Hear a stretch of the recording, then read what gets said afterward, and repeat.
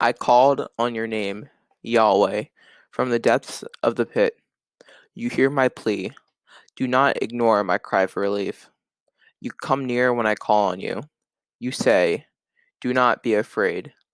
Lamentations 3:55 through 57. We are back for our breaking of bread and communion. I'd like to thank my son Josh for reading the text that we are about to get into. And as we move on, just remember if you were here with us earlier, we had that sense of going, seeing the overall theme of the book being the consequences of sin. And juxtaposed to that is the theme of the holiness of God.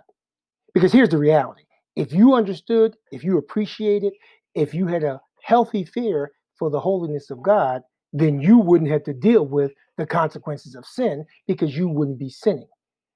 And as you went to the second chapter, we saw the wrath of God, which is the logical progression to the sin. Now you get into chapter 3, and you suddenly see kind of like a beacon of hope here. You see, I called on your name, Yahweh, from the depths of the pit. Those children of Judah, those people who went into captivity in Babylon, they're in the depths. And here God does what he always does. You hear my plea. Do not ignore my cry for relief. You come near when I call on you. That's the plea for help. You see the imagery right there. That's the plea for help. That's somebody finally saying, Lord, I'm not as smart. I'm not as bright. I'm not as manipulative. I'm not as all these things I thought I was. I'm literally not as smart as you, God. And that may sound kind of silly, somebody saying they're smarter than God, but that's what we do in our actions. When you read something from his word and you see what it is and you do the opposite, you're saying he's wrong and I'm right. So therefore, you must be smarter. But when you finally come to that conclusion, Lord, I can't handle this because I keep blowing this, then you go to that next stage of God, I need you. I need you desperately. And you know why? Because we talked about this when we did the book of Ecclesiastes, that sense of vanity, that sense of meaninglessness, that sense of emptiness, futility, frustration under the sun, meaning without God. If your focus is only on the things of this world, it's going to end in frustration. Just happened to see a movie the other night. A lot of you are probably familiar with that movie called Just Mercy about Jamie Foxx, who in the 80s was falsely accused and placed in an Alabama death row prison because essentially there was a woman killed. They didn't know who did it. They had to find somebody. You're just as good as anyone else because you look a certain way. We got some fake witnesses that will coerce into it, and you're going to jail for life. Enter Michael B. Jordan, who plays the attorney who gets him out of jail. And a lot of you are familiar with this because it was on 60 Minutes in real life. But here's the thing about the Michael B. Jordan character. When I saw the real life guy and read about him, who you see in the bottom right there, he had such a perspective that was not under the sun, but above the sun. Meaning, his faith, and they touched on it in the movie, but his faith really governed how he led his life. He saw those death row inmates, and they was the only inmates he had that they weren't beyond redemption, as it says there. They weren't just, you know what, you probably did it anyway. Because a lot of the guys he had on death row did commit the crimes, and he just got a sense of grace to get them in a better condition because of what they had experienced in the judicial system. And of course, Jamie Foxx didn't do anything. But it showed so much in the movie when the Michael B. Jordan character, as a young lawyer, goes into the prison for the first time to visit the inmates, and they subject him to a strip search. And you can see the anger in his face because he's an excellent actor. He's showing like he's just fuming. But you know what he does? He humbles himself and takes off his clothes and all of his clothes and does the strip search.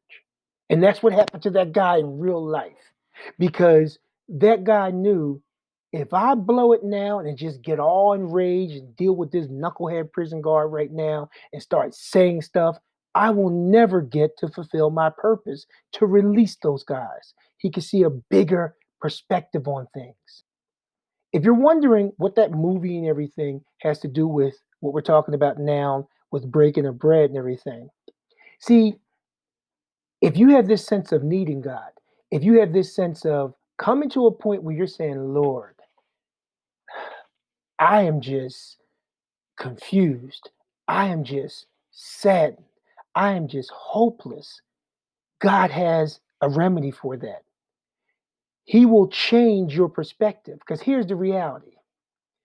In the midst of what we're in now, you're going to be confused. You're going to be sad. You're going to be hopeless if this world is your only perspective on things because of the financial situation, the emotional situation, the spiritual situation, the psychological situation, the social situation, the physical health situation. That's going to bring you down. The unfairness, the emptiness of this world will bring you down. And this last few weeks have shown it so much, including the picture you just saw that happened the day after I saw the movie, after just having a talk with my children and family and wife about these kinds of things. And we know what happened just shortly after that. If your perspective is only this world, you're going to become bitter, you're going to become angry, you're going to become anger filled, you're going to become sad and frustrated and all of that. You have got to have a perspective that's above this world, or it will eat you up. And that's about seeing above the sun, sun, because you're with the sun, son. And that changes your whole perspective. It changed the perspective of Jeremiah, who was called as a teenager, who was afraid, who was frustrated, who was all those things, but he knew he was called to something bigger than these folks that keep resisting me. He knew he was called to something bigger than I'm saddened now, I'm frustrated now.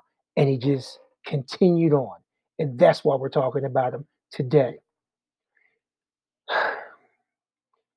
As we take this break in the bread, Jesus did not live the life he lived, come down in this earth and be subjected to everything he was subjected to for us to live some of the lives we're living. You're right. He died for our sins. We're saved. You got your fire insurance. You're going to heaven. But he also said, I come to give you abundant life. So all that peace that he can give us that comes from the confusion that we give him happens as a result of what he did on the cross. All that sadness that we have that he changes to joy, that hopelessness that he changes to hope, is because of all the things he's done on the cross. And I'm closing this thing right now because I just want to say there's somebody listening to this that has to want more. You know what's been going on inside of you. You have to want more than this average go to church life. I'm talking about being called to something bigger than that, being called to something bigger than you. And the only way you're going to know it is by submitting to what he's called you to and begin to listen to him. When we go to breaking the bread right now, just reflect on those things.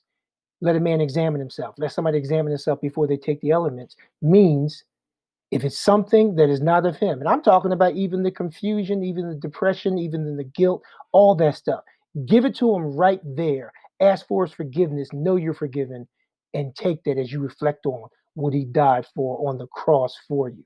We're done. We're going to turn this whole thing over to the youth after that, and we'll see you on the other side. See you later. God bless.